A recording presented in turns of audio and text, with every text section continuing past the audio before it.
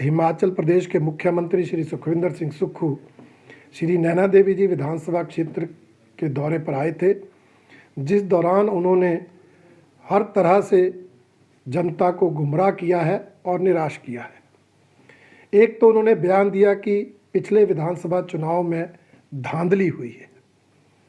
यह बयान अलोकतांत्रिक है, असंवैधानिक है, क्योंकि पिछले विधानसभा चुनाव में पारदर्शिता से चुनाव हुआ, निष्पक्षता से चुनाव हुआ।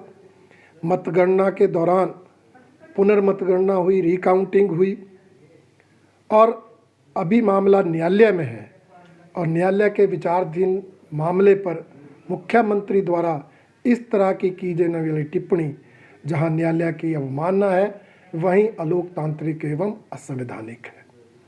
दूसरा, जो 127 करोड़ के उद्घाटन और शिलान्यास करने की बात प्रचारित की जा रही है, उसमें से 115 करोड़ रुपए के विकास कार्य या तो हिमाचल प्रदेश की पिछली भारतीय जनता पार्टी की सरकार के दौरान धनराशि स्वीकृत हुई थी और कुछ विकास कार्यों के लिए केंद्र की मोदी सरकार द्वारा धनराशि स्वीकृत हुई।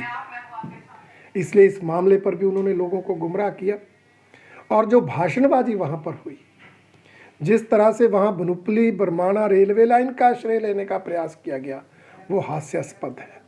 हर कोई जानता है बनुपली बरमाणा रेलवे लाइन को सारा बजट मोदी सरकार के दौरान मिला है और सुक्खू सरकार ने तो जो हिमाचल सरकार का हिस्सा बनता है वो हिस्सा भी नहीं दिया और वो देनदारी 1400 करोड़ तक पहुंच गई है। बिलासपुर से आगे ज़मीन तक एक्वायर नहीं की। इसलिए ऐसे मामलों पर यहाँ तक कि जो एक 66 करोड़ का प्रोजेक्ट केंद्र की धनराशि चला है, उस पर भी गुमराह किया गया। और जो घोषणाएं की गई, मैं कहना चाहता हूँ, पिछले विधानसभा सत्र में जो विंटर सेशन धर्मशाला में हुआ, वहाँ जब मैंने पानी की समस्या नियम 62 के अंतर्गत उठाई थी और यहाँ पर आईपीएच की डिवीज़न खोलने की बात की थी कि जो हमने खोली है उसको आपने बंद किया, तो उप मुख्यमंत्री महोदय ने वहीं घोषणा कर दी थी कि बजट में जो मार्च में बजट आएगा उसमें खोल दी जाएगी। तो विधानसभा के अंदर दिए गए आश्वासन की यहाँ पर घोषणा करना जनता को गुमराह करने वाला है। पीडब्ल्यूडी डिवीज़न की बात भी ऐसे की गई जैसे नई खोली। हमारे नैना देवी विधानसभा क्षेत्र के लिए अलग पीडब्ल्यूडी की डिवीज़न नंबर 2 के नाम से है, उसको शिफ्ट करने की बात अगर शिफ्ट करनी है तो आवश्यकता है, उसके लिए बजट का प्रावधान, भवन बनने, बिल्डिंग्स बननी, उसकी तो कोई घोषणा नहीं। और जो उम्मीद थी हमारी जनता को कि स्वारघाट में डिग्री कॉलेज की घोषणा होगी, जो हमारे पटवार सर्कल बंद किए उनको खोलने की घोषणा होगी, जो सीएचसी और वेटरनरी हॉस्पिटल डिनोटिफाई किए उनकी घोषणा होगी, ऐसी घोषणाएं ना करके मुख्यमंत्री जी ने जनता को निराश किया है। और मैं वर्तमान सरकार को ये जरूर कहना चाहता हूँ कि उन्होंने एक नई परंपरा शुरू की है।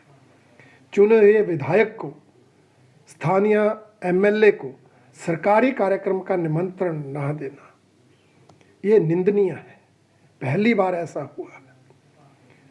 मैं समझता हूँ ये सरकार को विचार करना चाहिए और अगर ये मुख्यमंत्री जी के ध्यान में है और ये उनका व्यवस्था परिवर्तन है तो इसकी मैं कड़ी निंदा करता हूं और इसके लिए वर्तमान सरकार के तानाशाहीपूर्ण रवैये की कड़ी आलोचना करता हूं। हमसे जुड़े रहने के लिए हमारे YouTube चैनल को सब्सक्राइब करें और नई वीडियो की नोटिफिकेशन के लिए बेल आइकॉन को दबाएं। अगर आप ये वीडियो Facebook पर देख रहे हैं तो लाइक जरूर करें और ज्यादा से ज्यादा शेयर करें। इसी तरह के और भी अपडेट्स के लिए फॉलो करें हमारा Instagram पेज himachal.ke।